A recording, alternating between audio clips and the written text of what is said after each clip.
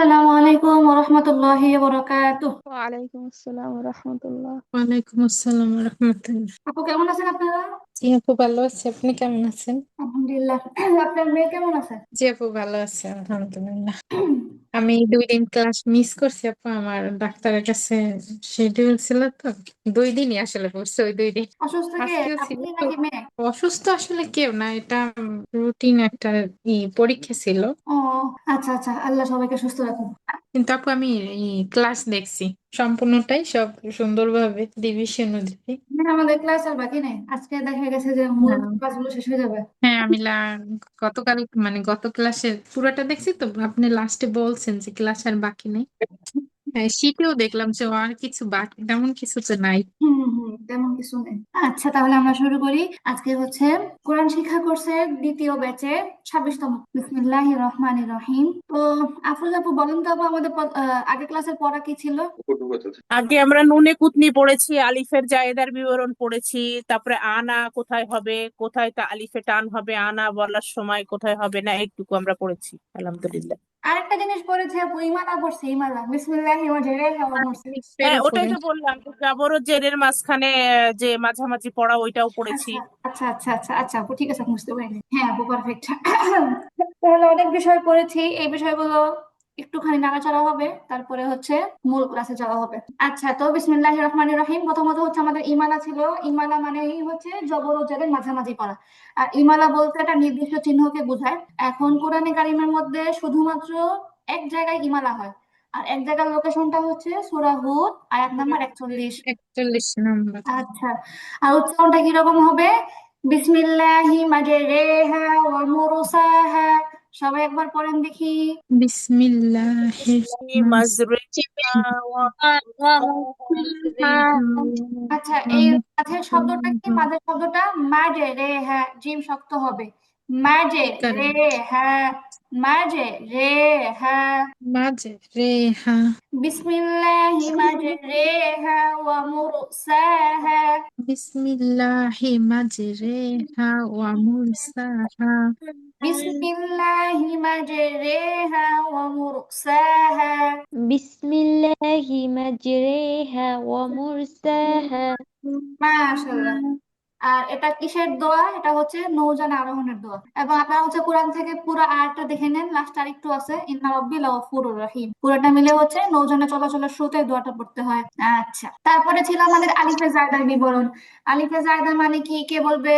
আলিফের আলিফের উপর উপর একটা গোল গোল চিহ্ন চিহ্ন থাকে, থাকে। অন্য কোনো হরফের উপর থাকে না। মাশাআল্লাহ মাশাআল্লাহ, তাহলে সুমাইয়া সুলতানাপুর যে ক্লাসটা দেখছে একদম প্রুফ করে দিল।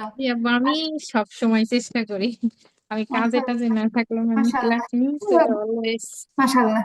আচ্ছা, আলিফে জায়দা হচ্ছে আলিফের উপরে ছোট্ট একটা গোল চিহ্ন থাকে, লাইক জজম, ওর মতো হচ্ছে এটাকে আলিফে জায়দা বলে।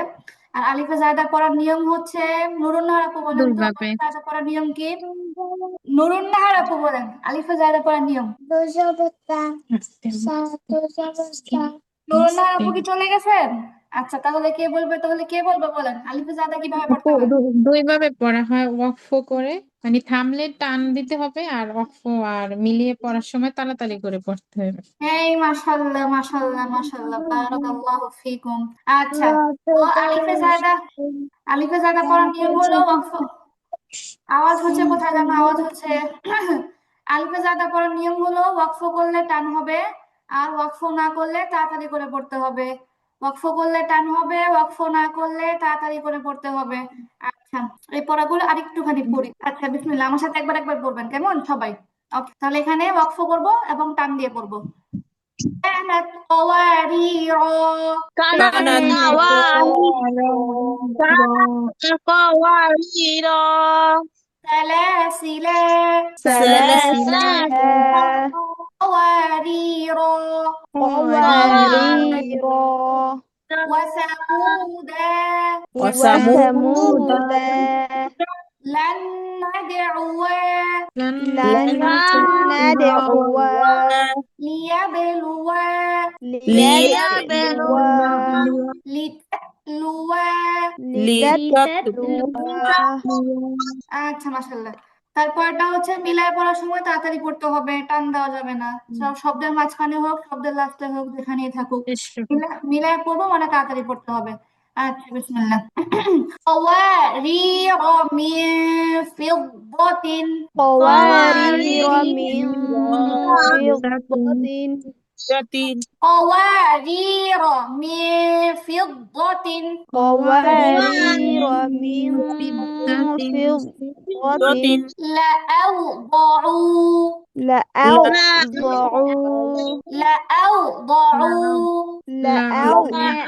لأوضعوا وثمود فما لإلى الله لإلى الله أن تبوء بإثمي أن تبوء بإثمي হামলাটা সুন্দর করে উচ্চারণ হবে। বিইসমি। হ্যাঁ আপু। আনতাবুআ বিইসমি। أن تبوء بإثمي আচ্ছা, তারপর এটা বাদ দিতে বলছিলাম, তারপরটা লাকিন্না হুয়াল্লাহু لكن هو الله লাকিন্না হুয়াল্লাহু لكن هو الله لأذبحنه لأذبحنه لأذبحنه لأذبحنه لأذبحنه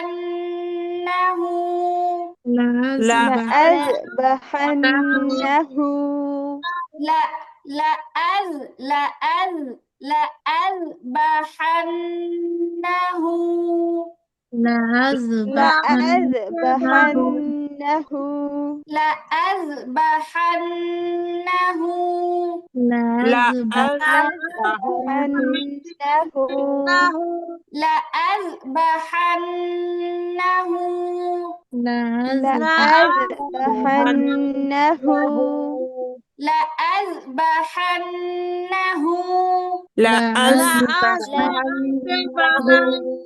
ليربو فيه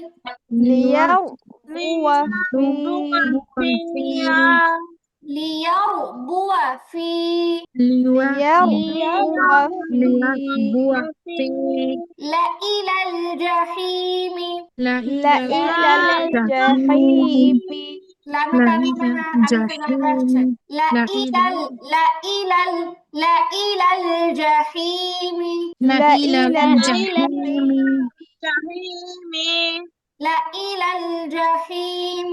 لإلى الجحيم نبلو أخباركم نبلو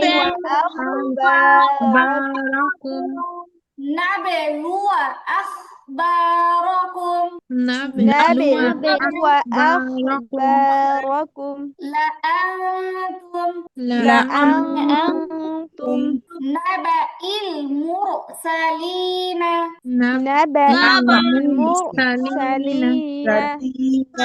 نبأ المرسلين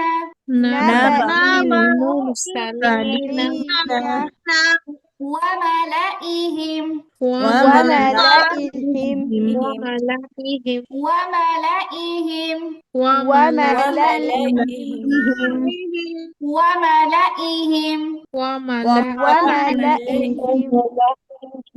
আচ্ছা, তারপরে হচ্ছে সেই আনা শব্দ।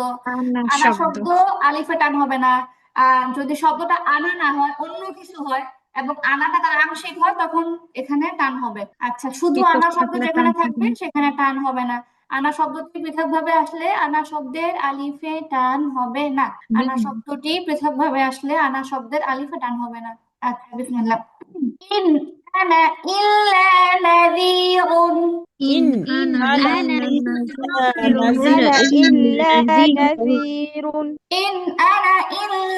نذير إن أنا إلا نذير إنما أنا لكم نذير مبين إنما أنا لكم نذير إنما مبين أنا لكم إنما نذير أنا لكم مبين نذير مبين إنما أنا لكم نذير مبين إنما أنا لكم نذير أنا لكم مبين نذير مبين قل إنما أنا بشر قل قل إنما إنما أنا إنما بشر أنا بشر أنا قل إنما بشر قل إنما أنا بشر قل إنما إنما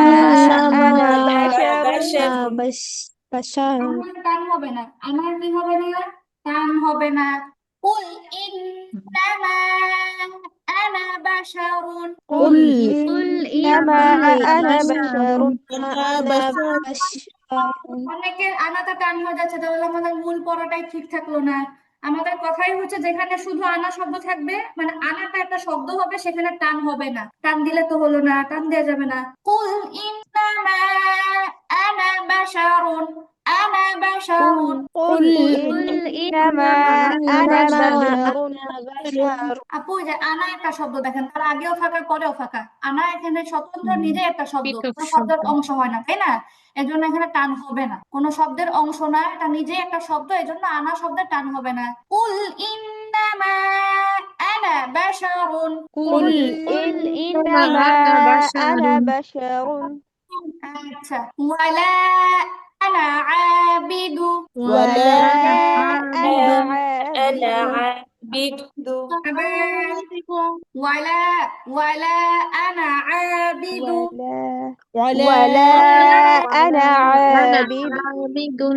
আচ্ছা ঠিক আছে তারপরে কি বলতেছে তবে যেখানে আনা শব্দটি পৃথক না হয়ে কোনো শব্দের আংশিক হয় তাহলে আলিফে টান হবে যেমন আনা সিয়া আনা আমিলা যা আনা আনাবা কোনো জায়গাতে আনা শুধু শব্দ না পুরো আনাটা একটা শব্দের অংশ এখানে এটা সহজ কথা এখানে কোনো আনা শব্দ পাওয়া যায় না আনা সিয়া একটা শব্দ আনা আমিলা একটা শব্দ আনা কোনো শব্দ না আচ্ছা পড়ি তাহলে আনা সিয়া أنا আনা সিয়া سيا আনামিলা ناملة আনামিলা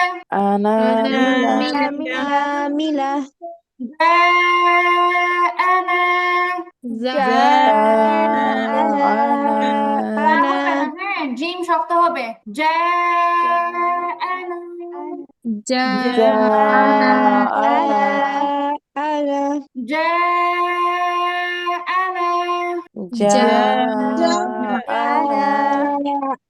টান হবে তো এটা তো শুধু আনা শব্দ না শুধু আনা শব্দ যেখানে সেখানে টান হবে না আর নরমালি যখন আনাটা নিজে কোনো শব্দ না হয় শব্দের অংশ হয় তখন টান হবে এখানে টান হবে জাআনা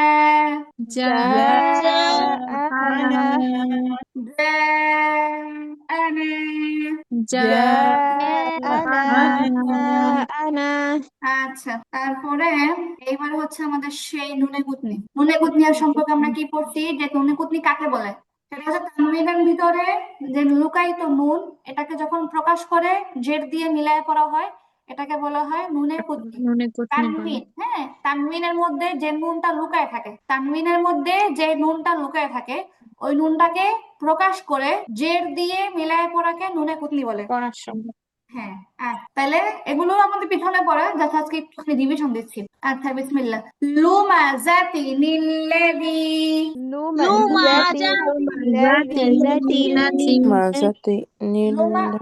জাতি হবে না হ্যাঁ জা হবে জা লুমা জাতি নিল্লাযী لمزة الذي লুমা জাতি لمزة الذي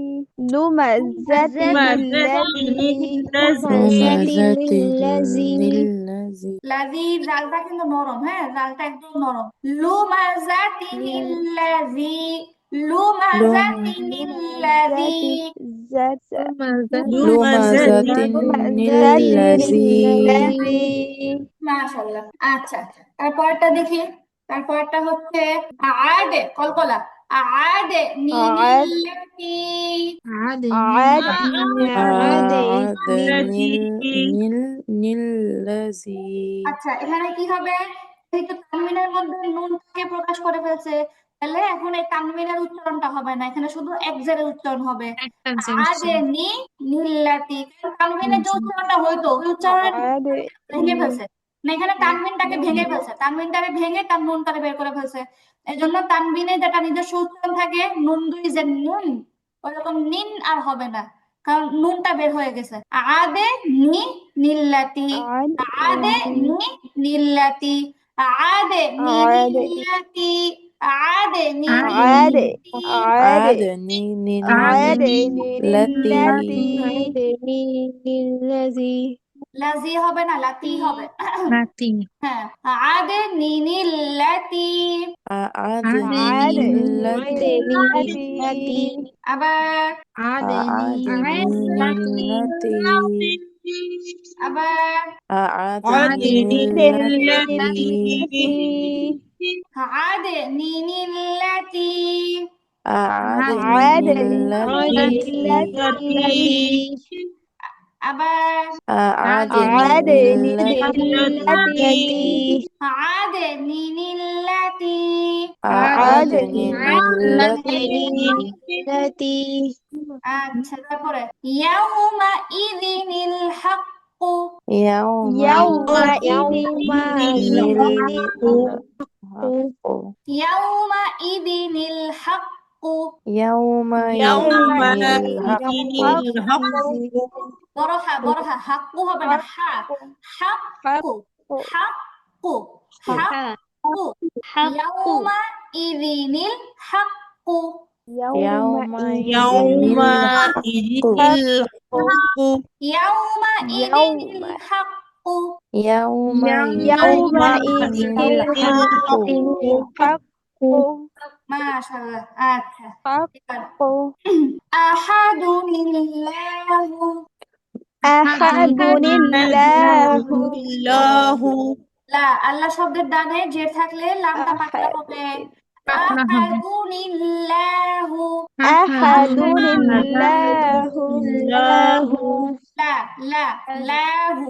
আহাদুলিল্লাহু। আহাদুলিল্লাহু। أحد الله বড় হা আহা আহা আহা أحد আহাদুলিল্লাহু। الله আহাদুলিল্লাহু। أحد أحد الله الله আচ্ছা, কদিরুল্লাযী। قدير الذي قدير الذي কদিরু কদিরু কদিরু قدير قدير قدير الذي কদিরু নিল্লাযী قدير الذي কদিরু নিল্লাযী। قدير الذي আচ্ছা, ফিতনাতু নিনকালাবা, ইকফার গুন্না হচ্ছে ফিতনাতু নিনকালাবা। فتنة انقلب ফিতনাতু নিনকালাবা। فتنة انقلب ফিতনাতু নিনকালাবা। ফিতনাতু নিনকালাবা। انقلب আচ্ছা, নূহু নিবনাহু। نوح ابنه ওয়াকফ করলে কি হবে? نوح ابنه نوح ابنه হ্যাঁ, নূহু নিবে না, নূহু নিবে না, নূহু নিবে না, নূহু নিবে না। نوح نوح ابنه ابنه আচ্ছা মাশাআল্লাহ। তারপরে মুহাম্মাদানিল ওয়াসিলাতা। محمدا الوسيلة মুহাম্মাদানিল ওয়াসিলাতা।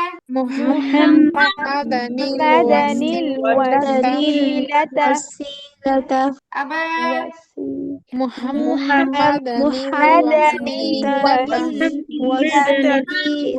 الوسيلة মুহাম্মাদানিল ওয়াসিলাতা। محمدا الوسيلة ইয়াউমাইযিনিল মুস্তাকাররু। يومئذ يومئذ المستقر ইয়াউমাইযিনিল মুস্তাকাররু। يومئذ المستقر নুফুরান ইস্তিকবারান। نفورا আচ্ছা এখানে যদি ওয়াকফ করি, যদি আমরা এখানে ওয়াকফ করি তাহলে হচ্ছে মাদ দেওয়াত হিসাবে একালিফ টান হবে। একালিফ আর টান যদি হবে। ওয়াকফ না করি তাহলে ইস্তিকবারন স্পষ্ট তানবিন হবে।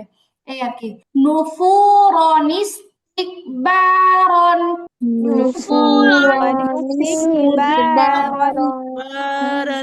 রান হবে না, রন হবে। র দুই জবর রন হবে। র নুফুরান ইস্তিকবারন। نفورا استكبارا আচ্ছা কারামাদিন ইশতাদ্দাত। كرماد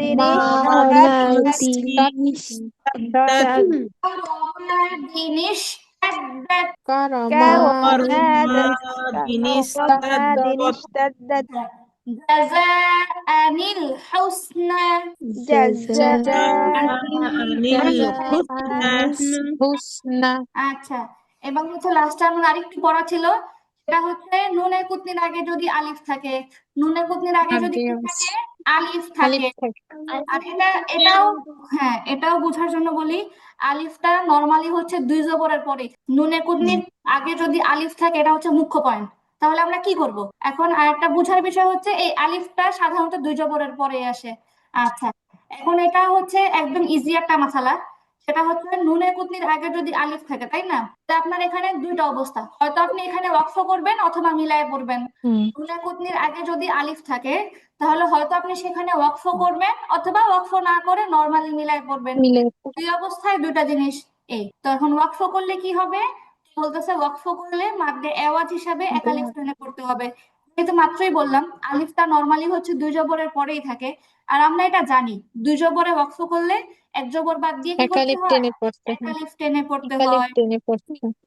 এটাই বলতেছে। যদি ওয়াকফ করলে মাদ্দে এওয়াজ হিসাবে এক আলিফ টেনে পড়বে। ওয়াকফ করলে মাদ্দে এওয়াজ হিসাবে এক আলিফ টেনে পড়বে। আচ্ছা তো হচ্ছে আর কি বলতেছে, যদি ওয়াকফ না করে তাহলে কি করবে? ঠিক আছে এখন তো বুঝলাম ওয়াকফ করলে এক আলিফ টান দিব, এটা বুঝলাম। এখন যদি আমি ওয়াকফ না করতে চাই, আমি যদি নরমালি মিলায় পড়তে চাই তাহলে কিভাবে পড়বো? তো বলতেছে তখন হচ্ছে আলিফটার দিকে আর ভ্রুক্ষেপ করবে না, তখন যেভাবে আছে যাদের ওখানে আওয়াজ হচ্ছে আপু একটু মিউট করে রাখ। তো বলতেছে যদি ওয়াকফ করা না হয়, যদি ওয়াকফ না করি মিলায় পড়ি, তাহলে হচ্ছে ওই আলিফটার দিকে আর ভ্রুক্ষেপ করা হবে না, তখন নরমালি হচ্ছে যেভাবে আছে সেভাবেই পড়তে হবে। তখন আলিফটার দিকে তাকানো লাগবে না বা আলিফটা তখন ধরা লাগবে না। এই হচ্ছে আমাদের কথা। নুনে কুতনির আগে আলিফ থাকলে আপনি ওয়াকফ করলে আলিফে টান দিয়ে ওয়াকফ করবেন, আর যদি ওয়াকফ না করেন মিলায় পড়েন তাহলে আলিফটার কোনো কাজ নাই, যেভাবে আছে সেভাবেই পড়বো। আচ্ছা যেমন প্রথমে হচ্ছে আমরা ওয়াকফ করে দেখাই কেমন। এই যে যেমন খয়রন নুনে কুতনি, এখানে হচ্ছে নুনে কুতনি, নুনে কুতনির আগে একটা আলিফ আছে দুই জবরের পরে। তাহলে আমরা এখন যদি খয়রন খয়রন এই শব্দটাতে যদি ওয়াকফ করি তাহলে মাদ্দে এওয়াজ হিসাবে কি হবে? এক আলিফ টান হবে। তাহলে উচ্চারণটা কেমন হবে? খয়র। ঠিক আছে মাশাআল্লাহ। হ্যাঁ, তারপরে কওমান, এখানেও নুনে কুতনির আগে একটা আলিফ আছে। আমরা যদি এখানে ওয়াকফ করি তাহলে মাদ্দে আওয়াজ হিসাবে কি হবে? এক আলিফ টান হবে। কওমা। আচ্ছা এমনি ভাবে আপু আপনি আরেকবার বলেন, শব্দ হচ্ছে আশেপাশ থেকে সবাই বলছে, আপনি যদি একটু সুন্দর করে বলেন। হ্যাঁ হ্যাঁ আমি যখন পড়ি তখন একটু সবাই শুনবেন আগে তারপরে বলবেন। আচ্ছা আবার বলি খয়রন কওমান শিবান। এই তিনটা বাক্যের মধ্যে নুনে কুতনির আগে আমরা আলিফ দেখতে পাচ্ছি। তো আমাদের যে কথা ছিল যে যদি আমরা ওয়াকফ করি তাহলে কি করব, এক আলিফ টেনে পড়বো।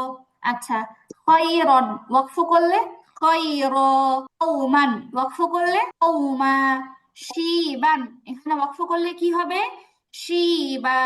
তারপরে হচ্ছে আমরা আমাদের উপরের লাইনে এরকম উদাহরণ দেখতে পাচ্ছি, যেমন হচ্ছে এখানে একটা গেছে এর মধ্যে নুফুরন ইস্তিকবারন। এখানে আমরা দেখতে পাচ্ছি নুনের কুনের আগে আলিফ আছে, তার আগে দুই জবর আছে, তাহলে এখানেও সেম কথা, যদি আমরা এখানে ওয়াকফ করি তাহলে হবে নুফুর। এমনই ভাবে গাজা আনিল হোসনা, এখানে নুনে কুনের আগে যদিও ডিরেক্টলি কোনো আলিফ নাই, কিন্তু অবশ্যই এখানে দুই জবর আছে, আর দুই জবর আসার কারণে কি করতে হবে, যে দুই জবরে যদি আমরা থামি তাহলে নরমালি হচ্ছে মাদ্দে আওয়াজ হিসাবে এক আলিফ টেনে পড়তে হবে, এরকম। তাহলে এতটুকু এই প্রথম পয়েন্টটা গেল, প্রথম পয়েন্টটা হচ্ছে ক্লিয়ার হয়ে গেল, ওয়াকফ করলে মাদ্দে আওয়াজ হিসাবে এক আলিফ টেনে পড়বো। এখন হচ্ছে সেকেন্ড পয়েন্ট, যদি ওয়াকফ না করি তাহলে কি আলিফটা ধরা লাগবে, বলতেছে না, তখন আলিফটা বাদ দিয়ে শুধু নুনে কুতনি দিয়ে মিলায় পড়বে, তখন হচ্ছে আলিফটা বাদ দিয়ে শুধু নুনে কুতনি দিয়ে মিলায় পড়বে। যেমন খয়রনিল ওয়াসিয়াতু, আলিফটা আমাদের উচ্চারণে আসে নাই, কওমানিল্লাহু আলিফটা আসে নাই, শিবানিস সামাউ এখানেও আলিফটা আসে নাই। এমনই ভাবে উপরের লাইনে নুফুরন ইস্তিকবারন আলিফ আসে নাই, জাযাআনিল হুসনা, এই হচ্ছে কথা। তাহলে এখন হচ্ছে আপনারা আমার সাথে পড়বেন, আচ্ছা বিসমিল্লাহ। খয়রনিল ওয়াসিয়াতু, خير الوصية আমাদের কথা কি ছিল আপু, যে মিলায় পড়লে আলিফ থাকবে না ওই সময়, আলিফটা এসেছেই শুধুমাত্র আপনি ওয়াকফ করলে এখানে টেনে পড়বেন, আলিফটা মিলায় পড়ার সময় আলিফের কোনো কাজ নেই। খয়রনিল ওয়াসিয়াতু, খয়রান خير الوصية খয়রনিল ওয়াসিয়াতু, খয়রান خير الوصية জি, খয়রনিল ওয়াসিয়াতু। খয়রান আচ্ছা, শব্দটা হচ্ছে ওয়াসিয়াতু, শব্দটা কি, হ্যাঁ ওয়াসিয়াতু, ওয়াসিয়াতু খয়রনিল ওয়াসিয়াতু। আচ্ছা আপু, তারপরে আমরা দেখি, তারপরে আপু তাহলে আপু আমি যখন একালিফ টেনে পড়বো তখন এই নুনে কুতনিটা উচ্চারণ করব না, এই মাঝের যে নুন। এটা হচ্ছে আপু ধরেন, যেমন এগুলো তো হচ্ছে আয়াতের একটা অংশ তাই না, আয়াতটা ধরেন আচ্ছা যখন আয়াতটা বড় আপনার এই খয়রনে এসে আপনার শ্বাস চলে যাচ্ছে, তখন আপনাকে কি করতে হবে, অবশ্যই থামতে হবে। আপনি যদি কোনো কারণে খয়রনে থামতে চান, সহজ কথা এটা হচ্ছে কথা আমাদের, যদি আপনি থামতে চান তাহলে কি করবেন, তখন খয়র একালিফ টেনে পড়বেন, তারপরে তো আপনি অবশ্যই আবার শ্বাস নিয়ে এটা কি করবেন, মিলায় পড়বেন না। এই হচ্ছে সবগুলো তো হচ্ছে আয়াতের মাঝখানে মাঝখানে আসছে, এটা হচ্ছে একটা বিশাল একটা আয়াত থেকে এই অংশটাকে তুলে দেওয়া হয়েছে। তো যখন আপনি একটা আয়াত পড়বেন, পড়ে যদি আপনি এখানে থামতে চান কিভাবে থামবেন এটা হচ্ছে আপনাকে বলে দিই, তারপরে তো আমরা অবশ্যই আবার শ্বাস নিয়ে পরেরটার সাথে মিলাই করব, এই হচ্ছে একটা কথা। তারপরে আফরোজ আপু যেটা প্রশ্ন করছে, এখানে আরেকটা সূরত আছে, আমি এটা বিস্তারিত বুঝাই দিচ্ছি। আচ্ছা শেষ করে নিই, বিসমিল্লাহ। কওমানিল্লাহু, الله কওমানিল্লাহু।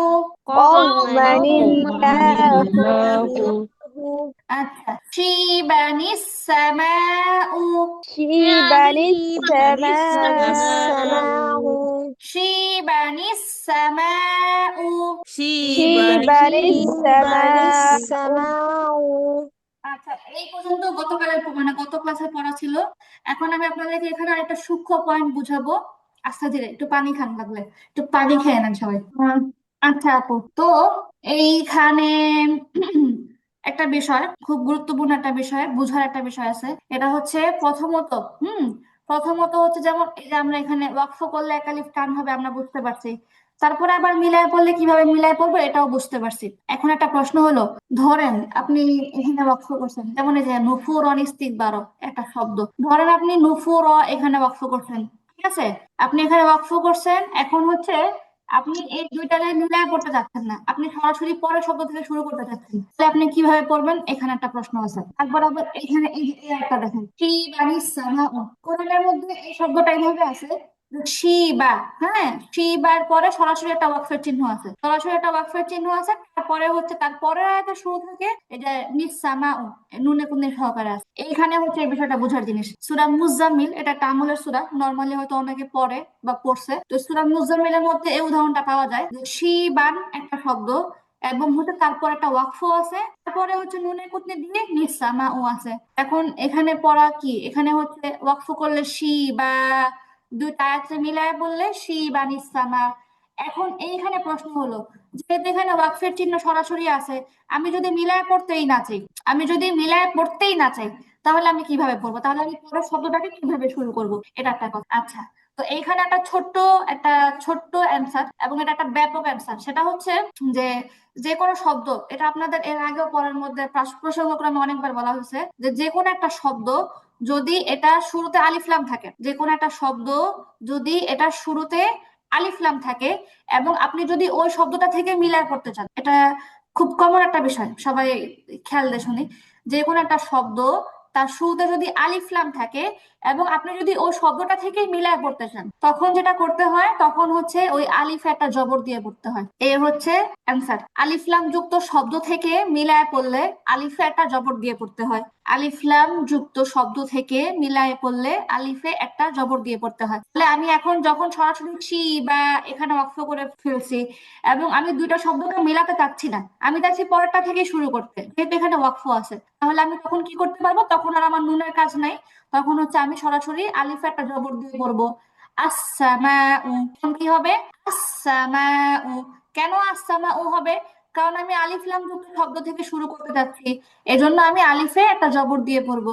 আমরা একটু ফোকাস করি, আমাদের এই নুনের কাজটা কি ছিল? আমরা গত ক্লাসের শুরুতেই বলছিলাম, এই নুনটা আসে মূলত দুইটাকে কানেক্ট করার জন্য। নুনটা আসে মূলত দুইটাকে কানেক্ট করার জন্য।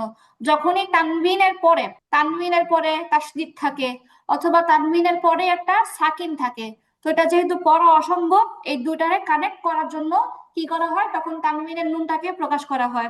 এটা আমাদের প্রথমে আলোচনা করা হয়েছে যে যখন তানবিনের পরে সাকিন থাকে অথবা তানবিনের পরে কি থাকে, তাসদীদ থাকে, তো এটাকে যেহেতু পড়া কঠিন, তানবিন আর সাকিন তাসদীদ এগুলো একসাথে পড়া যায় না, এই পড়া কঠিন, এই অসম্ভবটাকে সম্ভব করার জন্য তখন কি করা হয়, তানবিনের নুনটাকে বের করে নুনে কুত্তি দিয়ে পড়া হয়। আচ্ছা, তো এখন এখন আপু, যখন আপনি, হ্যাঁ আপু, না বলেন, আপনি পরে আমি বলবো। হ্যাঁ, এখন যখন আপনি সরাসরি ওয়াকফু করবেন এবং দুইটাকে মিলাবেন না, তখন তো এই অসম্ভব সম্ভবের কোনো প্রশ্নই নেই। এই অসম্ভবটা হয় কখন? যখন আপনি তানবিন আর সাকিনকে একসাথে মিলাইতে যান, যখন আপনি তানবিন আর তাসদীদকে একসাথে মিলাইতে যান। তো এখন যদি আপনার মিলানোর কাজই না থাকে, আপনি যদি সরাসরি আপনি ওয়াকফ করার সুযোগ পান যেখানে আর না মিলাইলেও চলবে, তখন আপনাকে কি করতে হবে? তখন আর নুনে কুতির আমাদের প্রয়োজন থাকলো না। তো আমরা কি করব? আলিফ লাম যুক্ত শব্দ থেকে যদি মিলাই, তাহলে আলিফের উপর একটা জবর দিয়ে পড়বো। এটা হচ্ছে একটা উদাহরণ। তারপরে আরেকটা উদাহরণ এখানে আছে, যেমন হচ্ছে উম আচ্ছা, যেমন হচ্ছে এখানে লুমাজা তিনিল্লাযী, এটা হচ্ছে 30 পাঁচ ছোট্ট একটা সূরা, সূরা হুমাজা। তো সূরাটা হচ্ছে এরকম, ওয়াইলুল্লি কুল্লি হুমাজাতিল লুমাজা। এখানেও কোরআনে কারিমের মধ্যে একটা ওয়াকফ আছে এবং আল্লাযী হচ্ছে পরের শব্দ, শুরু একটা শব্দ আল্লাযী। এখানে আমরা নুনে কুনিটা ব্যবহার করছিলাম কেন? কারণ তানবিনের পরে তাসদীদ আসছে, তানবিনের পরে তাসদীদ আসছে, দুইটাকে মিলায় পড়ার জন্য আমাদের নুনে কুতির ব্যবহার। তো এখন আপনি যখন দেখবেন সরাসরি এখানে ওয়াকফের চিহ্ন আছে, মানে আপনার মিলানোটা আবশ্যক না, না মিলাইলেও চলবে, তাহলে এখন তখন আপনার প্রশ্ন আসবে যে আমি যদি মিলাইতে না চাই, তাহলে আমি এই তাসদীদটাকে আমি কিভাবে উচ্চারণ করব? আমরা দেখি এটাও হচ্ছে শুরুতে এমন একটা শব্দ যার শুরুতে আলিফ এবং লাম আছে, এটা হচ্ছে এমন একটা শব্দ যার শুরুতে আলিফ এবং লাম আছে। আর আলিফ লাম যুক্ত শব্দের শুরু থেকে মিলায় করলে আলিফের মধ্যে জবর দিয়ে পড়তে হয়। এটা খুবই কমন একটা পয়েন্ট, আলিফ লাম যুক্ত শব্দের শুরু থেকে পড়লে আলিফে জবর দিয়ে পড়তে হয়। এটা মুখস্থ আপনি জবর দিয়ে দিতে পারবেন, আলিফ লাম যুক্ত শব্দের শুরু থেকে পড়লে আলিফে জবর দিয়ে পড়তে হয়। আচ্ছা, নুরুন্নাহ আপু বলেন, আপনি কি বলতে চাইছিলেন? আপু, ওই যে ইয়াসিন সূরার ৭৯ নং আয়াতে আচ্ছা, ওয়াহুয়া বিকুল্লি খলকিন আলিম, হ্যাঁ, তারপরে একটা নুনে এখানেও একটা কুতনি আছে। নুনে জের আছে, পরের শব্দটা হচ্ছে আল্লাজি, তখন আমি পড়ি আলিম বলে আমি ছেড়ে দেই ওয়াকফ করে, তখন আল্লাজি দিয়ে পড়ি, এটা কি এই ঠিক মাশাআল্লাহ, হয়? এটা হচ্ছে ঠিক এই উদাহরণটা আপু, একদম সেম টু সেম লুমাজাতিন ইল্লাযী, এই উদাহরণটা। তো লুমাজাতিন একটা শব্দ, এরপরে ওয়াকফ আছে, তারপরে হচ্ছে আল্লাযী আসছে। আবার আপনি এখন যদি দুইটারে মিলায় পড়েন, তখন আপনি হ্যাঁ নুনের হ্যাঁ সাথে ব্যবহার করবেন, লুমাজাতিন ইল্লাযী। আর যদি আপনি মিলায় না করেন, সরাসরি একদমই ওয়াকফ করে দেন, তাহলে কি হবে? লুমাজাহ আল্লাযী, এরকম হবে। যেমন সূরা ইয়াসিনের মধ্যে বিকুল্লি শাইইন আলিম আল্লাযী, আপনি যদি মিলায় পড়েন তখন আলী মুনিল্লাদি, এরকম।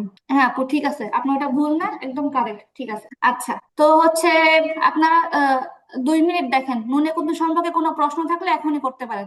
আচ্ছা আপু, তো যদি কোনো প্রশ্ন না থাকে তাহলে সামনের দিকে যাই, এগুলো সবই পিছনে পড়া ছিল। আচ্ছা, এবার হচ্ছে আমাদের মোট মূল 2টা অধ্যায় আছে, ছোট ছোট অধ্যায়। একটা হচ্ছে সাক্তা, এটা হচ্ছে লাহান, আজকে শেষ হয়ে যাবে। আচ্ছা, সাক্তা মানে কি? সাক্তা কি জিনিস? সাক্তা একটা সুন্দর জিনিস। এখন সাক্তা কি?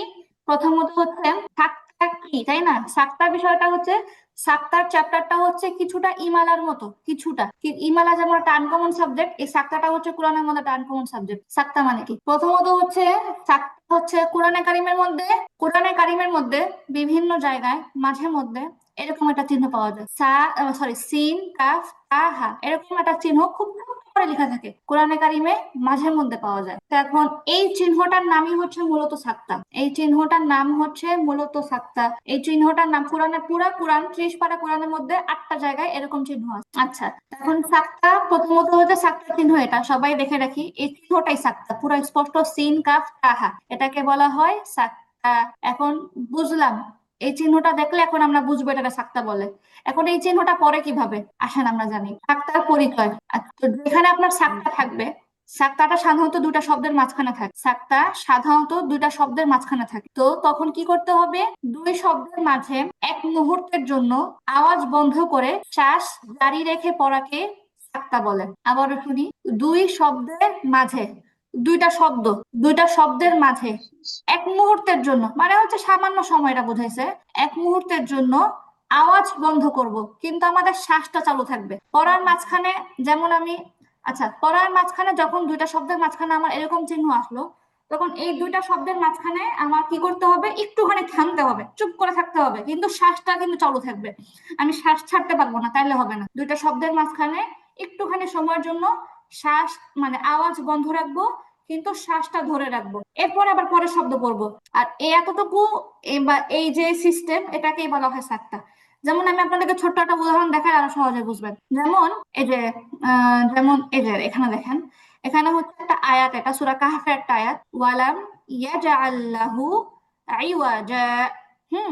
এই যে ইওয়াজা, এইখানে সাক্তা হয়েছে। তাহলে আমি কি করব? আমি নরমালি যদি থামতাম না, ইওয়াজা, এখানে এভাবে থামতাম, মাদ্দে আওয়াজ হিসাবে একালিফ টেনে থামতাম, কিন্তু এখন যেহেতু সাক্তা আসছে, তাহলে আমাকে কি করতে হবে?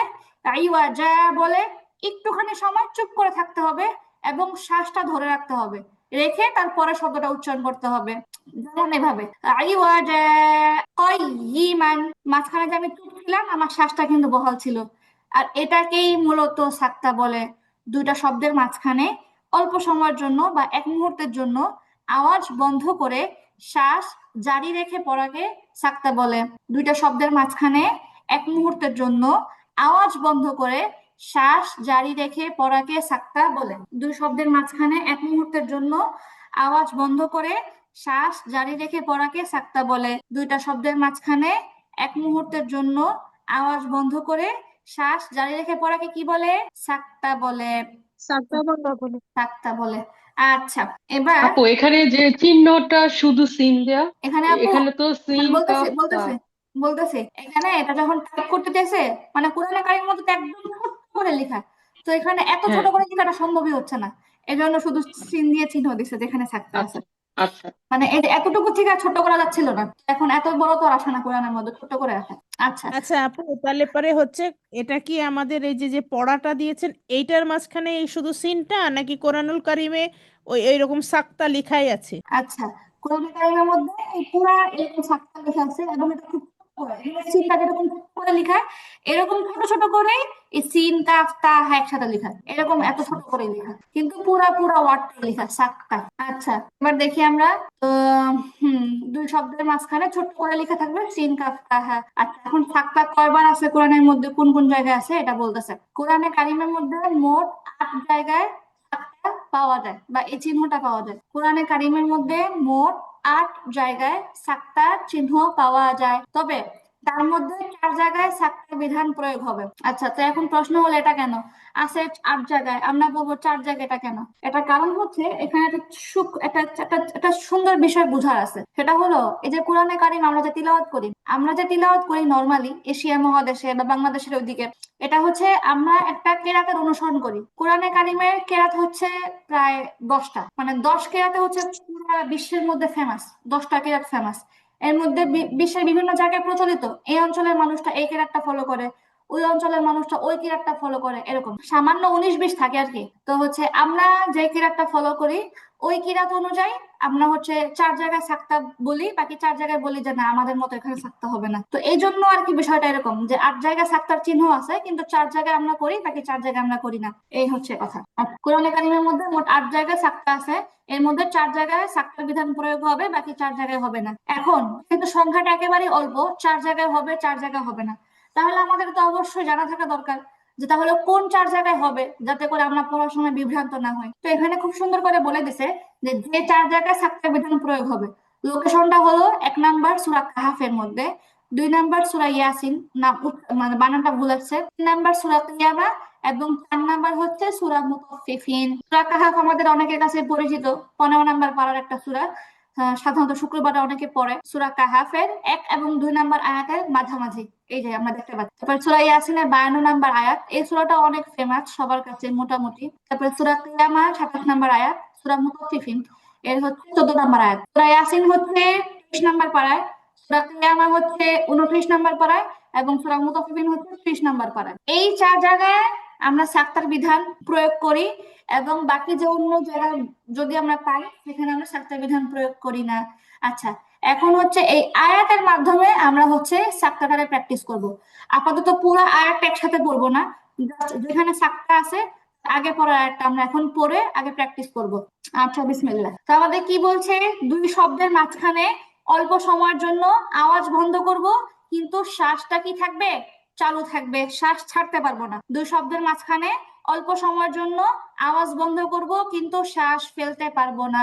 ওকে এবার ট্রাই করি। আইওয়াজা কয়িমান, সবাই বলি এবার। عوجا প্রথমত দেখেন আইওয়াজা শব্দটা লেখেন, দুই জবরের বামে ওয়াকফ করলে কি করতে হয়, এক জবর বাদ দিয়ে একালিফ টেনে পড়তে হয়। নরমালি শব্দটা হচ্ছে আইওয়াজা, তাই না, একালিফ টানতে হবে। আইওয়াজা, এই একালিফ টেনে দেন হচ্ছে আপনি সাক্তা করবেন। আইওয়াজা বলে এই যে চুপ থাকবেন, শ্বাস ধরে রাখবেন, তারপরে পরেরটারে মিলাবেন। কয়িমান, শব্দটা কি কয়িমান, শব্দটা বলেন তো দেখি। قيما কফটা মোটা হবে, হ্যাঁ, কয়ি কয়িমান قيما কয়িমান। قيما আচ্ছা আইওয়াজা কয়িমান قيما عوجا قيما আইওয়াজা কয়িমান। قيما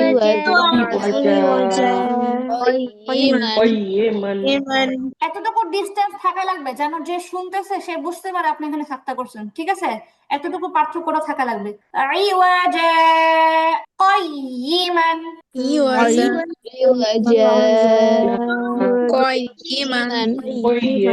কারো হচ্ছে না, খেয়াল করতে হবে, খেয়াল করতে হবে। দুই শব্দের মাঝখানে এক মুহূর্তের জন্য আওয়াজ বন্ধ কিন্তু শ্বাস চালু থাকবে। আইওয়াজা কয়িমান।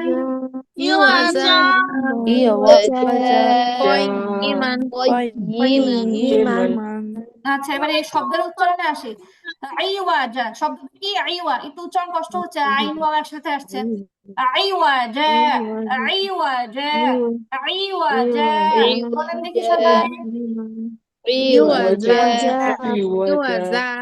عوجا ইওয়াজা আইওয়াজা أيوة قيما، ইওয়াজা قيما، قيما قيما عوجا قيما، ইওয়াজা عوجا قيما قيما আচ্ছা অনেকে অনেকে আইওয়াজা পড়তেছেন, যা কেন হবে? জিম শক্ত হবে, শক্ত জিম, জিম আলিফ দুই জবর জান, জান ওয়াকফ করলে জা শক্ত হবে, যা হবে না।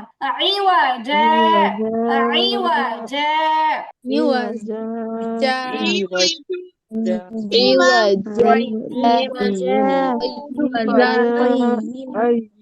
আচ্ছা এবার সাতটা বুঝছি, সাতটা রাখি, আইওয়াজা শব্দটা ঠিক করে আগে, হ্যাঁ। আইওয়াজা, আইওয়াজা, ইওয়াজা عوجا ইওয়াজা আপু আইওয়া, সবাই শুধু এতটুকু বলেন দেখি, আইওয়া, আইওয়া। ইওয়া ইওয়া ইওয়া হচ্ছে ইওয়া হবে না, নরমাল আইওয়া। একটা হচ্ছে আইন, একটা হচ্ছে ওয়াও। আইওয়া, আইওয়া, আইওয়া। আইওয়া আইওয়া আইওয়া أيوة عوجا আইওয়াজা, আইওয়াজা قيما، আইওজা আইওজা عوجا قيما আইওজা عي আইওজা عي عي عين زر عي، عين زر عي، عوجا আইওজা قيما، عوجا قيما عوجا قيما، আইওজা عوجا আইওজা আইওজা عوجا قيما، আইওজা عوجا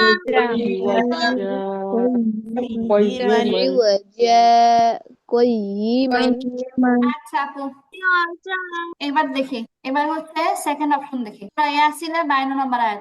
আমাদের কি সাক্তাটা কোন জায়গায় হচ্ছে? এটা হচ্ছে মা রকদিনা হাদা, এখানে। তাহলে প্র্যাকটিস করি। মাও র মোটা হবে, র সাকিন, ডানে জবর থাকলে, জবর পেশ থাকলে র মোটা হয়, এখানে জবর আসছে। মাও কদিন, হ্যাঁ আগে শুনি, হ্যাঁ আগে শুনি তারপরে বলি। মাও কদিনা হাদা, এখানে হারের পর একটা খারাপ জবর হবে, ভুল আসছে। মাও কদিনা হাদা, মার কদিনা هذا উচ্চারণ ঠিক করতে হবে, উচ্চারণে পেশপুশ লাগানো যাবে না। মাও কদিনা হাদা, মার قدنا هذا হ্যাঁ যা হচ্ছে কেন, যা কেন হবে, যা হবে, যা যা হলো, হ্যাঁ যা, হ্যাঁ যা, মাও কদিনা হাদা, মার কদিনা هذا هذا هذا مرقدنا هذا، মার কদিনা قدنا هذا সাক্তা করতে হবে, একটুখানি সময় চুপ থেকে আওয়াজ শ্বাস চালু রাখতে হবে, আর এত দ্রুত পড়া যাবে না যে বুঝলামই না আমি যে সাক্তা করছি। মিম, আচ্ছা مرقدنا هذا، মার কদিনা قدنا هذا আচ্ছা আমি জিজ্ঞেস করি, সুমা শুনলাম বলেন তো। মার কদিনা হাজা না টান হয় নাই, আবার বলেন। মার কদিনা এই তো মাঝখানে রুফাই, রুফাই আপু মাঝখানে শুনে দিছে, সুন্দর হয়েছে। সুমাই আপু আওয়াজ জি আপু বাড়ায় পড়তে হবে, চাপায় চাপায় পড়া যাবে না, আওয়াজ আপু বাড়ায় বললে পড়া সুন্দর হয়। স্পষ্ট আচ্ছা আফরোজ আপু বলেন তো। মার কদিনা এই রুফাই আপু আপনি সবার মাঝখানে ঢুকতেছেন, বিষয়টা কি? আমি আপনাকে ধরবো ধরবো। আফরোজা বাবার বলেন। مرقدنا هذا মাশাআল্লাহ, সুন্দর হয়েছে, আপনার সুন্দর হয়েছে। এবার কই রুফাই সুলতানা কোথায় বলেন আপনি। مرقدنا هذا সুন্দর হয়েছে, মাঝখানে একটু থামতে হবে, থামা হয় নাই। আচ্ছা ঠিক আছে। তো এইবার হচ্ছে তৃতীয় অপশন কিয়ামা, আয়াত নাম্বার 27। এটা পুরোটাই বলা যায়, ছোট্ট আছে। ওয়াকিলা মান, এখানে মান বলে সাতটা করবো, তারপরে হচ্ছে রকিন, আর ওয়াকফ করলে হবে রক। কেমন? এই পুরোটাই হচ্ছে কোরআনে কারিমের মধ্যে এতটুকুই হচ্ছে একটা আয়াত, আগে পিছিয়ে কিছু নাই। ওয়াকিলা মান রক, পড়েন দেখি, আপনারা পড়েন। وقيل من وقيل من راق قيل من راق এখানে গুন্না হবে না, গুন্না হবে না, ঠিক আছে, গুন্না হবে না। নরমালি যদি আমরা দুটাকে মিলায় পড়তাম, নুন সাকিনের পরে র আসছে, ইদগামে বেলা গুন্না হতো, তাই না? তখন হচ্ছে মিলায় পড়তাম, দেন হচ্ছে গুন্না ছাড়া মিলায় পড়তাম। কিন্তু এখন যেহেতু আমরা সাক্তা করতেছি, গুন্নার কোনো প্রশ্নই নাই। আচ্ছা, ওয়াকিল মান রাক। وقيل من আসসালামু আলাইকুম, ভালো راق আছেন? সুমাইয়া সুলতান আপু, হ্যাঁ, সব আছি। শুনে ফেলতেছি। আচ্ছা, ওয়াকিল মান রাক। وقيل من وقيل من راق راق এখন দেখি সবার আওয়াজটা ভালো আসতেছে না, সবাই কি ক্লান্ত হয়ে গেছে? তাড়াতাড়ি তাড়াতাড়ি ক্লান্ত হলে হলো না। وقيل من وقيل من হ্যাঁ, راق। وقيل من وقيل من راق راق রব এখানে হচ্ছে প্রথমত হচ্ছে মাদ্দা আরজি হচ্ছে, তাই না? কারণ কি, মাদের হরফের পরের হরফে ওয়াকফ করলে তিন আলিফ টেনে পড়তে হয়, মাদ্দা আরজি হয়। আর 2 নম্বর কথা হচ্ছে কফ আসছে, আর কফ তো কলকলার হরফ, কলকলা করতে হবে। তাহলে কি হবে, এই শব্দটা হচ্ছে র, আবার র এর জবর আসছে, র মোটা করে পড়তে হবে। একটা শব্দের মধ্যে কত কিছু খেয়াল করার বিষয়, সবকিছু খেয়াল করে পড়লে একটা পড়ার সৌন্দর্যটা একদম বোঝা যায়। তো শব্দটা হচ্ছে র, শব্দটা কি? راق র মোটা হবে, তিন আলিফ টানও হবে, কলকলাও হবে। মাশাআল্লাহ। এবার পুরাটা পড়ে। ওয়াকিলা মান রাক। وقيل من وقيل من راق راق এখানে কিলা হবে না, কিলা, কি কফিয়াজের কি, ওয়াকিলা ওয়াকিলা, মানে তো শব্দটা বলেন তো। وقيل وقيل من راق وقيل وقيل وقيل من وقيل من راق.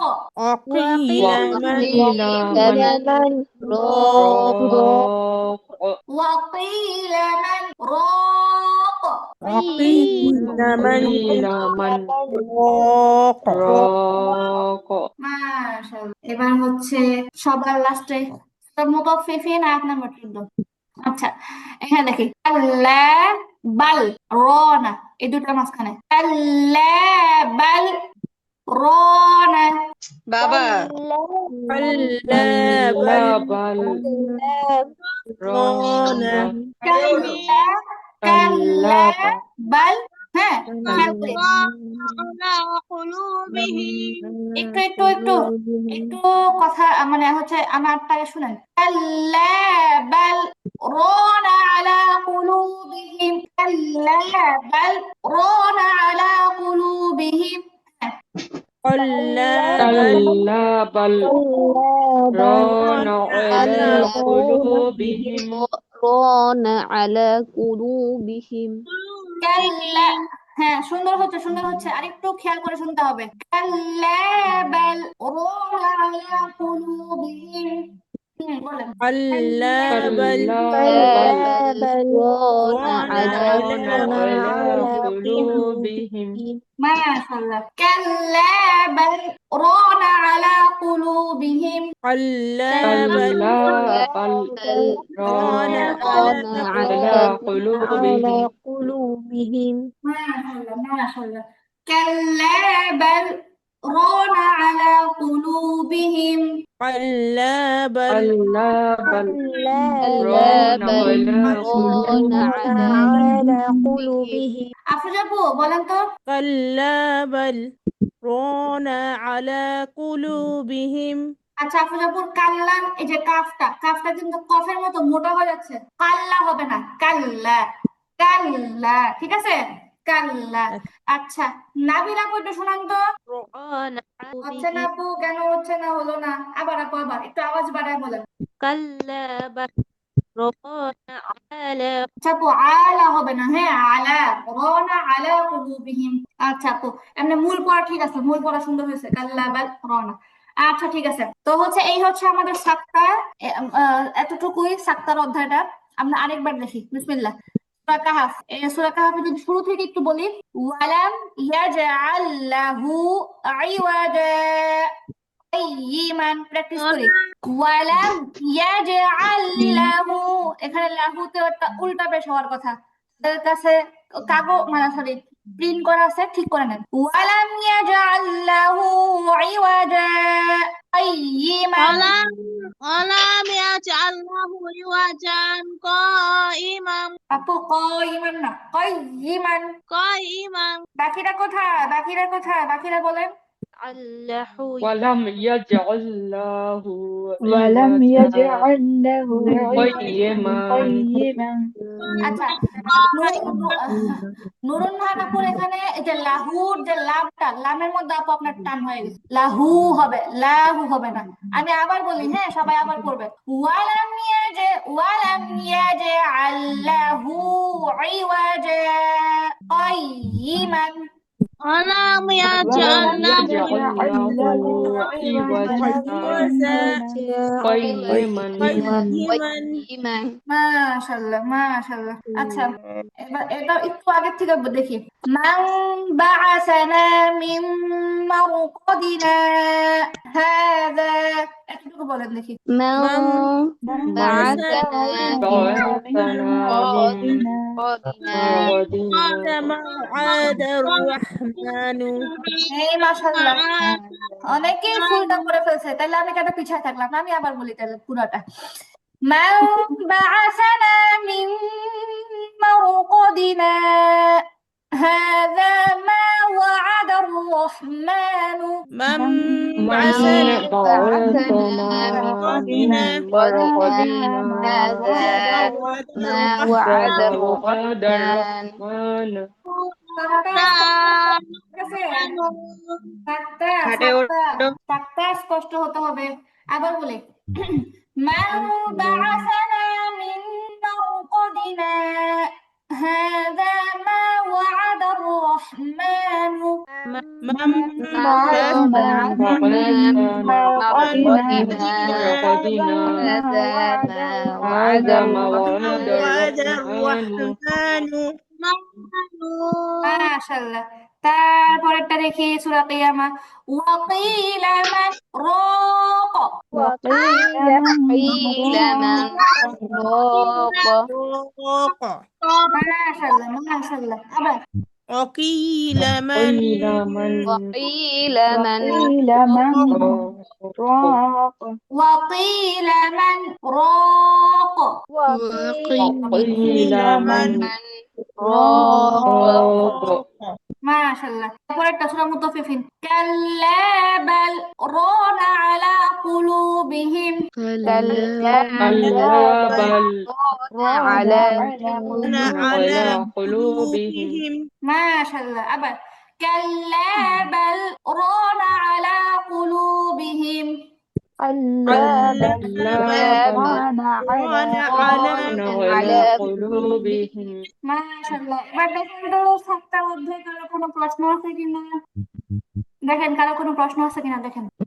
আপু আর বাকি 4 জায়গায় যে প্রয়োগ হবে না ওইটা কিভাবে আমরা বুঝবো, নাকি এই 4টা একদম মুখস্থ রাখবো? মানে হচ্ছে এই 4 জায়গায় হবে তাই না, আর বাকি 4 জায়গায় তো হবে না, তখন আপনি এই 4 জায়গায় লঘু মনে রাখলে হবে, শুধু সূরার নামগুলি মনে রাখলেই হবে। যেমন আচ্ছা সূরা আচ্ছা কাহফ, সূরা ইয়াসিন, সূরা কিয়ামা, সূরা মুতাফফিফিন, তাই তো? এই সূরাগুলো ছাড়া আপনি অন্য কোনো সূরা দেখলে আপনি নরমালি হুম। পড়ে যাবেন, সাক্তা মাক্তা কিচ্ছু আচ্ছা করবেন না। আচ্ছা আচ্ছা, তো যদি মোটামুটি মোটামুটি সবার কোনো প্রশ্ন যদি না থাকে তাহলে আমরা লাস্টের চ্যাপ্টারে যাই, লাহান সম্পর্কে। এটা হচ্ছে একদমই মজার একটা চ্যাপ্টার আর হচ্ছে একদমই ইজি। আচ্ছা, লাহন মানে কি? লাহন মানে অশুদ্ধ পড়া। লাহনের শাব্দিক অর্থ অশুদ্ধ পাঠ। নিয়মের বিপরীত পড়াকে লাহন বা অশুদ্ধ পাঠ বলে। ঠিক আছে, এটা একটা ভুল মানে হচ্ছে লাহন, সহজ কথা। অশুদ্ধ পড়া মানে কি? লাহন। লাহন মানে অশুদ্ধ পড়া। আচ্ছা, এখন অশুদ্ধ পড়াটা কেমন? অশুদ্ধ পড়া কিছু আছে বেশি অশুদ্ধ, কিছু আছে কম অশুদ্ধ। তো বলতেছে কি লাহন হচ্ছে দুই প্রকার। লাহন কয় প্রকার? দুই দুই প্রকার। প্রকার। সবাই কথা বলবে আপু, সবাই কথা বলবে প্রত্যেকে। আমি তো বলছি যে যার যার মতো প্রশ্ন করবে, তাহলে না কি হবে, ক্লিয়ার হবে বেশি। আচ্ছা, লাহন দুই প্রকার। এক নাম্বার হচ্ছে লাহনে জলি, আরবিতে বলা হয় জালিয়ুন, লাহনুন জালিয়ুন, বাংলাতে হচ্ছে লাহনে জলি। দুই নাম্বার হচ্ছে লাহনুন খাফিয়ুন, বাংলাতে হচ্ছে লাহনে খফি। লাহনে জলি, লাহনে খফি। আচ্ছা, তো এখন এই দুইটা প্রকার কি? দুইটা প্রকারও একদমই একদমই পানির মতো সহজ। লাহনে জলি কাকে বলে? লাহনের জলি মানে হচ্ছে বড় ভুল। ঠিক আছে, লাহনের জলি মানে কি? বড় ভুল। বড় ভুল। বড় ভুল। যাতে অর্থ পরিবর্তন হয়ে যায় এবং গুনাহ হয়, যাতে যে এটা আপনাদের জন্য খুব গুরুত্বপূর্ণ পড়ার ক্ষেত্রে। এটা এই বিষয়টা আপনাদের জন্য বোঝাটা খুব গুরুত্বপূর্ণ, তাহলে আপনারাই আপনাদের পড়া পরিমাপ করতে পারবেন, কারো পড়াকে জাজ করতে পারবেন। এই লাহনের জলি হচ্ছে বড় ভুল, যাতে অর্থ পরিবর্তন হয়ে যায় এবং কি হয়? গুনাহ হয়। আচ্ছা, এখন এখানে একটা প্রকার দিছে, লাহনের জলি 6 প্রকার, কিন্তু এই প্রকারটা মনে হচ্ছে আল্লাহ 6 প্রকার মনে রাখা লাগবে, কিন্তু এটা একদমই মানে শুধু আপনি কানে শুনলে আপনার মুখস্থ হয়ে যাবে। এবার দেখেন লাহনের জলি 6 প্রকার। এক নাম্বারটা কি?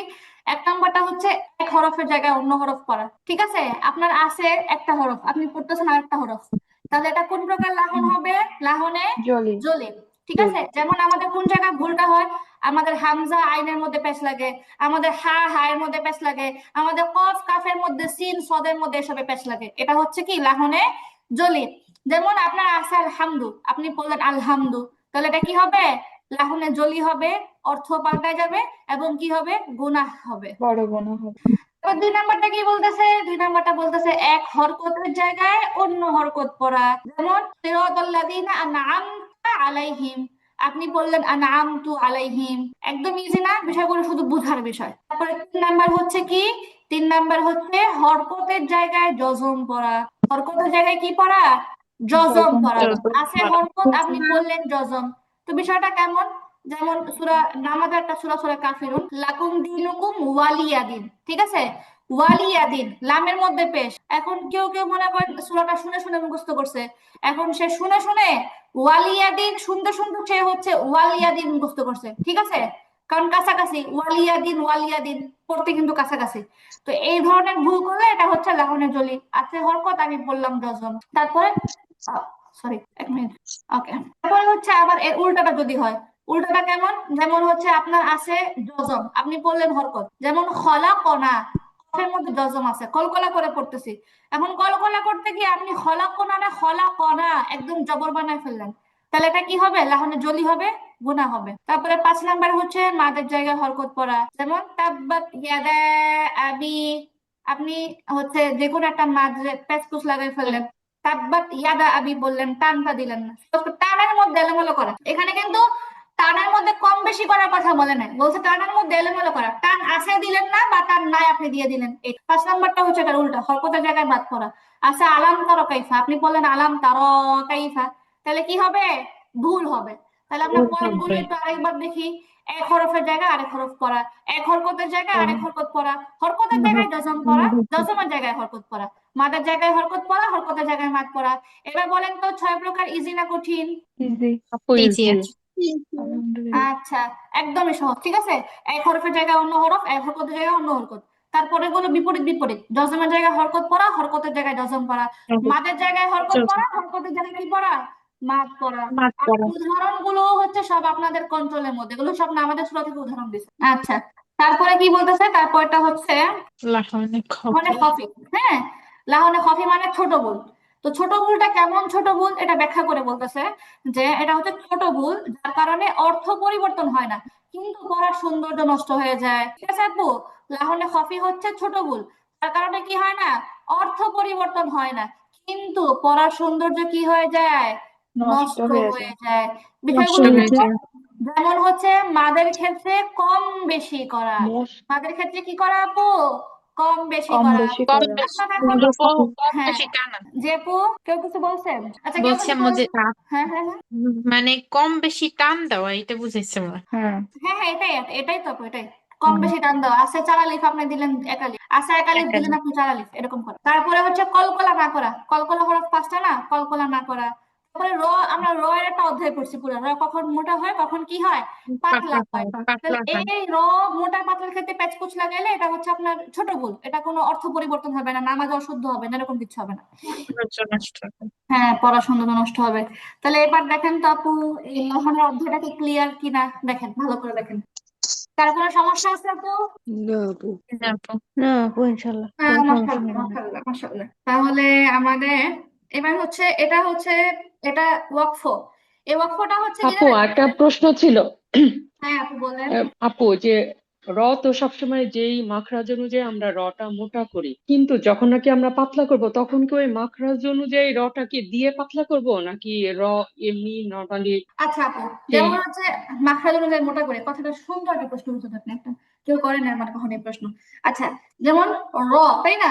এখন র এটা মাখরাজ একই, কিন্তু আপনি ভাবটা মোটা করে করলে আপনার র হবে, কারণ আমরা র র র মূলতই তো র র এর যখন র আবার র একই, এই জন্য আমাদের হচ্ছে এরকম লাগে। কিন্তু যখন আমরা র যে রি পড়বো তখন এটা হচ্ছে একদম হুম, নর্মালি, মানে মোটা জি ভাবটা রাখবো না, সহজ জি। কথা, এতই পার্থক্য হয়। আচ্ছা এবার হচ্ছে ওয়াকফ সম্পর্কে জাস্ট এগুলো হচ্ছে একটা বয়ান, হ্যাঁ একটা বয়ান টাইপের। জাস্ট আমি একবার একবার বলবো, আপনারা হচ্ছে জাস্ট শুনবেন। আর এগুলো তেমন মুখস্থ করা লাগবে না, কিচ্ছু করা লাগবে না, শুনবেন, শুধু শুনেন মনোযোগ দিয়ে, তাহলে হবে। হ্যাঁ বিসমিল্লাহ। ওয়াকফের বিস্তারিত বিবরণ। ওয়াকফ মানে কি আপনারা জানেন, ওয়াকফ মানে থামা। ওয়াকফ মানে কি?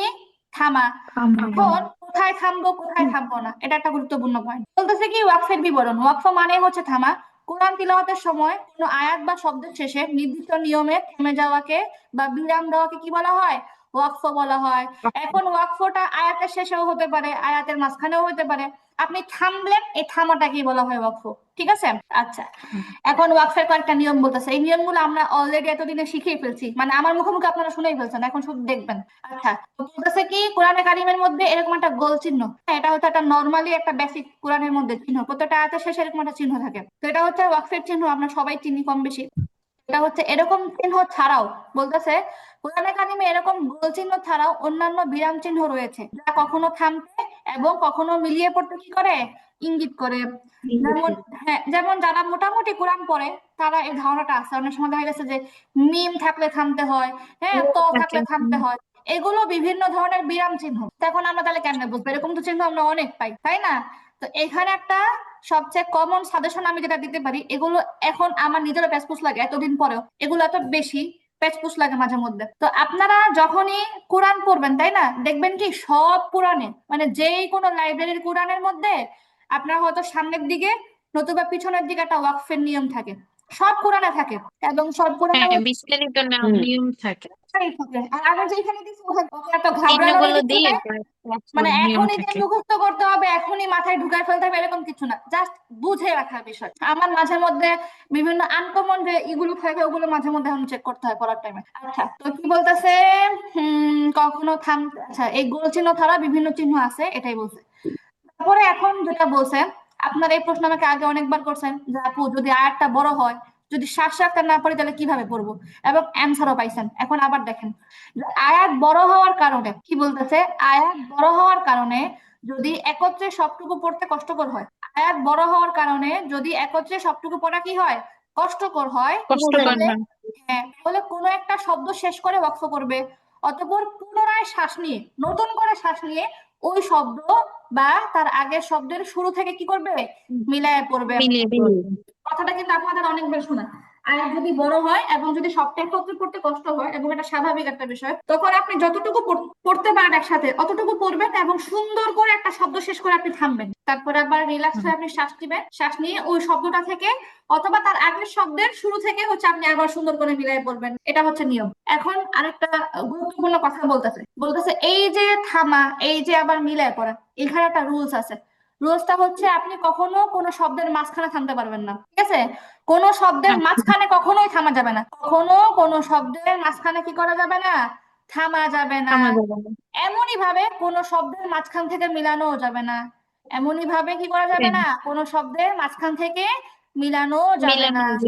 তাহলে এখান থেকে আমাদের কি পরিষ্কার হলো, যখন আমরা থামবো একটা শব্দ শেষ করে থামবো, একটা শব্দ যখন শেষ করে ফেলি। যখন আমরা মিলায় পড়বো যে কোনো একটা শব্দের শুরু থেকে মিলায় পড়বো। আচ্ছা, তাহলে কি বলতেছে, যে শব্দে ওয়াকফ হবে এটাও আপনারা জানেন, দেখেন যে শব্দে ওয়াকফ হবে তার শেষের হরকত বা তানবিনটা সাকিন হয়ে যায়, এটাও একদম কমন একটা জিনিস, সবাই মুখস্থ পারে। যে শব্দে ওয়াকফ হয় তার শেষের হরকত বা তানবিন কি হয়ে যাবে, সাকিন হয়ে যাবে। যেমন যেমন হচ্ছে কুল হুয়াল্লাহু আহাদুন, ওয়াকফ করলে কি হবে, মাশাআল্লাহ, ওয়াকফ করলে হবে কুল হুয়াল্লাহু আহাদ, তাই তো, সাকিন হয়ে গেছে এবং কলকলা হয়েছে। তারপরে মানে এখানে বুঝাইলো তানবিনটা সাকিন হয়ে গেছে, এখন হরকত দেখাবে। যেমন ইন্না আ'তাইনাকাল কাউসার, ওয়াকফ করলে কি হবে, কাউসার, হরকতটা সাকিন হয়ে যাবে। ইন্না আ'তাইনাকাল কাউসার।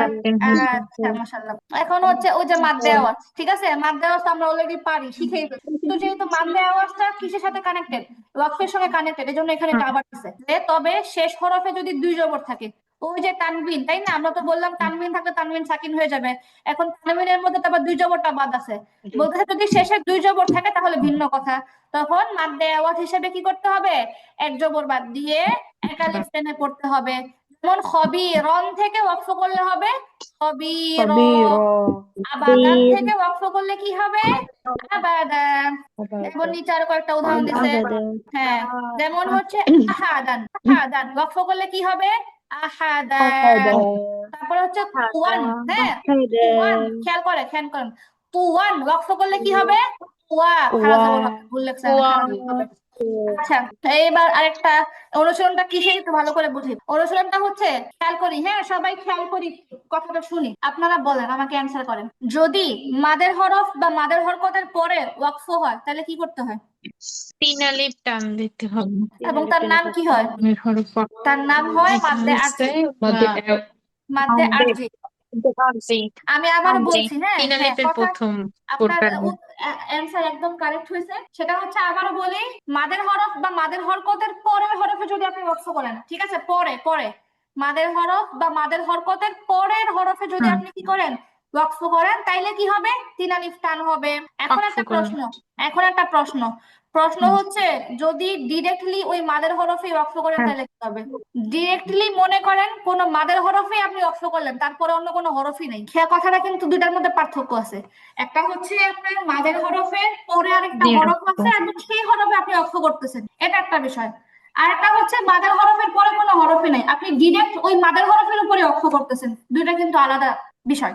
যেমন হচ্ছে আলহামদুলিল্লাহ রাব্বিল আলামিন, হ্যাঁ আমরা সূরা ফাতিহা পড়ি আলহামদুলিল্লাহ রাব্বিল আলামিন, আলামিন, এখানে মাদের হরফ কোনটা, মিম ইয়াজের মি, এই ইয়াটা হচ্ছে মাদের হরফ, কিন্তু এখানে ইয়ার পর একটা নুন আছে, ইয়ার পর একটা কি আছে, নুন আছে, মাদের হরফের পরে আরেকটা হরফ আছে, এজন্য এখানে ওয়াকফ করলে 3 আলিফ টান হচ্ছে। এমনই ভাবে কুল আউযু বিরাব্বিন নাস, নুন আলিফ জবর না, এই আলিফটা হচ্ছে এখানে মাদের হরফ, আর মাদের হরফের পরে কি আছে, একটা সিন আছে, মাদের হরফের পরের হরফে ওয়াকফ করার কারণে কি হচ্ছে, 3 আলিফ টান হচ্ছে। সবাই কথা বলবেন, হা হু না করলে বুঝি না আমি। এখন কথা হচ্ছে, ধরেন কোথাও সরাসরি একদম ডিরেক্ট ওই মাদের হরফ বা মাদের হরকতেই ওয়াকফ হচ্ছে, তারপরে কোনো হরফই নেই, তাইলে কি হবে, এটা একটা প্রশ্ন।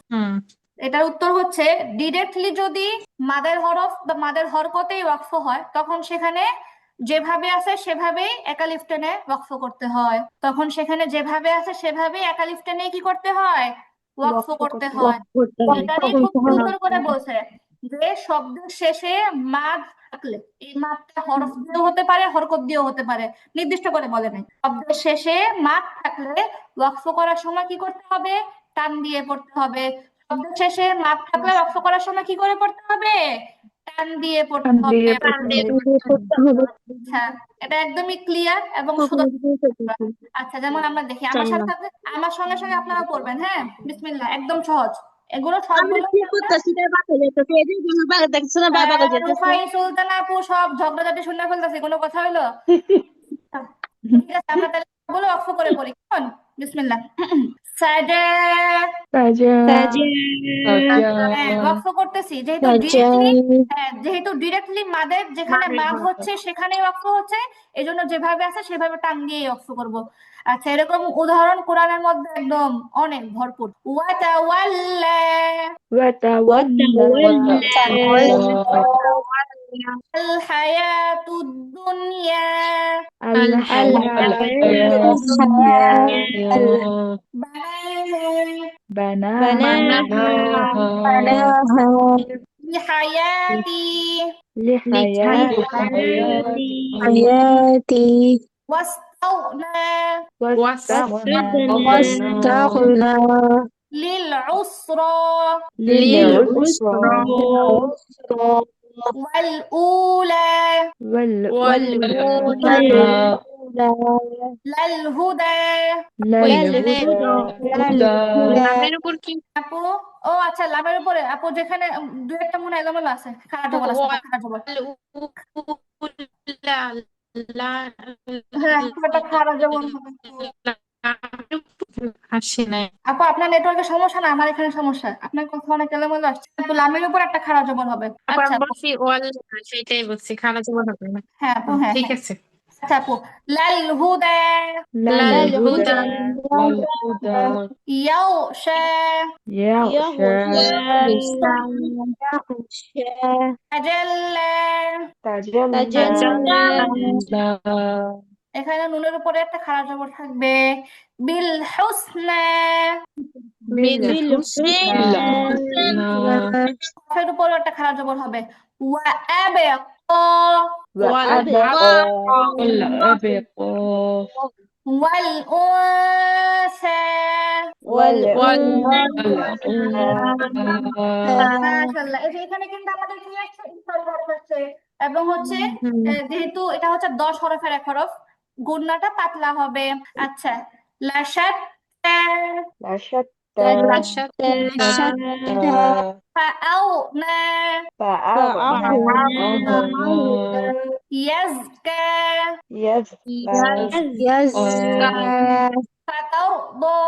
ফাতারদা ক্বালা। সবগুলোই কোরআনের আয়াত, কোরআনের লাস্টের আয়াত সবগুলো, মানে হচ্ছে যে কোন আয়াতের লাস্টের দিক। ফাআওয়া ফাহাদা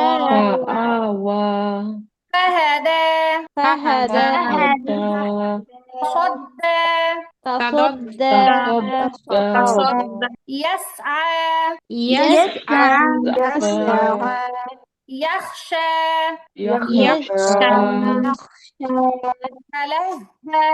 তালাজ্জা।